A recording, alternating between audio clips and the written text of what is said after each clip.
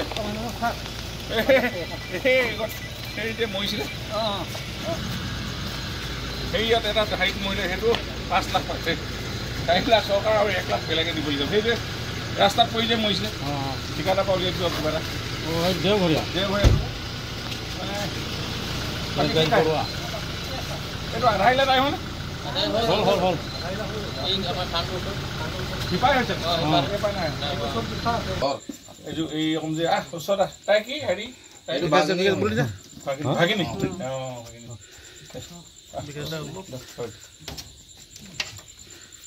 তেখেতৰ এই আমি গভৰ্ণমেণ্টৰ পৰা 4 লাখ টকা দিছোঁ যে এইটো একাউণ্টত সোমাই যাব এইটো চেংচন লেটাৰটো হা এইটো ৰাখি থৈ দিব আৰু পইচাটো ভাল কামত খৰচ কৰিব লাগে আৰু মানুহটো হ'ব ঘৰ দুৱাৰ বনাই ল'ব ভালছে বাকীখিনি কি কৰিব আৰু মানুহটো যদি ভালছে নাই হয় তাৰ একবাৰ কৰি দিব যদি নিয়ম নীতি কৰিবলৈ আছে পইচাটো খালি কেইটা ভাই আছে ভনী একটাই ন জগু আছিলে ডাঙৰটো ঢুকালে মাও ঢুকালে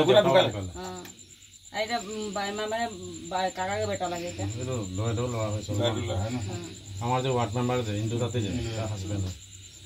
কিন্তু বিয়াই নাই শাদী নাই হ'ল তাৰ বিয়া হোৱা নাই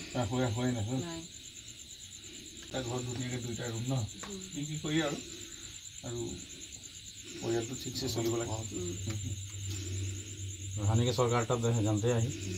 আমি এতিয়া আৰু একটা দি আহে সেই কি গগৈ পদ্মেশ্বৰ গগৈ ন এতিয়া সমষ্টিত 5টা মৰিছে মানুহ আমাৰ এইবাৰ পানীত গতিকে 5জনকে আমি 4 লাখকে দি দিছোঁ 4-5-20 লাখ টকা চৰকাৰে এইটো মানে বানপানী আগতে পায় বুলি গমেই নাপায় এতিয়া সেইকাৰণে আমি এসপ্তাহতে আমি পাইছে কিছুমানে 24 ঘণ্টাতে পায় কিছুমানে 48 ঘণ্টাতো পাই যায় খালি ৰিপৰ্টবোৰ সোনকালে দিলেই হৈ যায় পোষ্টমৰ্টেম ৰিপৰ্ট থানা ৰিপৰ্ট গাঁওবুঢ়া ৰিপৰ্ট পইচাটো কাৰ নামত দিব সেইটো এটা পৰিয়ালে লিখি দিব লাগে সেইবোৰ কৰোঁতে অকণমান দেৰি কাৰণে কেইদিনমান লাগিলে এনেকৈ আৰু আগতে দিব পাৰিব হৈ যায় এতিয়া না পইচা বেংকে থাকিব ভালকৈ খৰচ কৰিব সোমবাৰে চেক কৰি ল'বা সোমবাৰে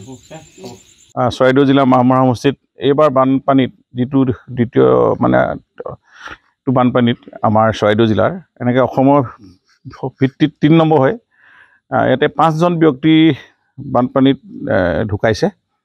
আৰু প্ৰতিটো পৰিয়ালকে আমি আমাৰ যিটো গাইডলাইন মতে আমি ডিজাষ্টাৰ মেনেজমেণ্ট নৰ্মছৰ মতে আমি 4 লাখকে টকা দিওঁ আমি এতিয়া হিংৰিজান বাগিচাৰ কানু তাঁতী ঢুকাইছিলে তেওঁৰ ডাঙৰ বাইকক আমি আজি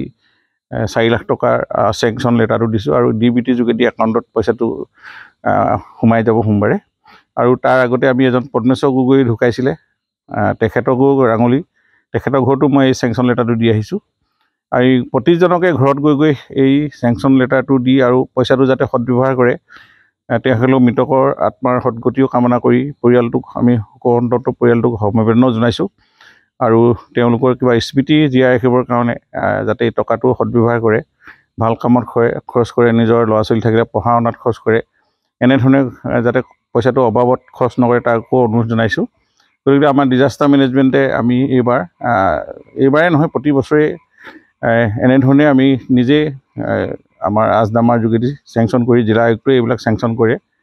আৰু 4 লাখ টকাকৈ আমি দিয়াৰ নিয়ম আছে গতিকে সেইখিনি আমি আজি হিংৰিজান বাগিচাৰ কানু তাঁতী পৰিয়ালবৰ্গক আমি আজি অৰ্পণ কৰিছোঁ তেখেতক আমি পুনৰ আত্মাৰ সদগতি কামনা কৰিছোঁ আৰু আজি আমি তেখেতক এই নিশা আহি ঘৰখনৰ পৰিয়ালবৰ্গক এষাৰ মাত লগালোঁ আজি মই 2জনক দিছোঁ আৰু এটা পৰিয়াল কাইলৈ বৰবিলত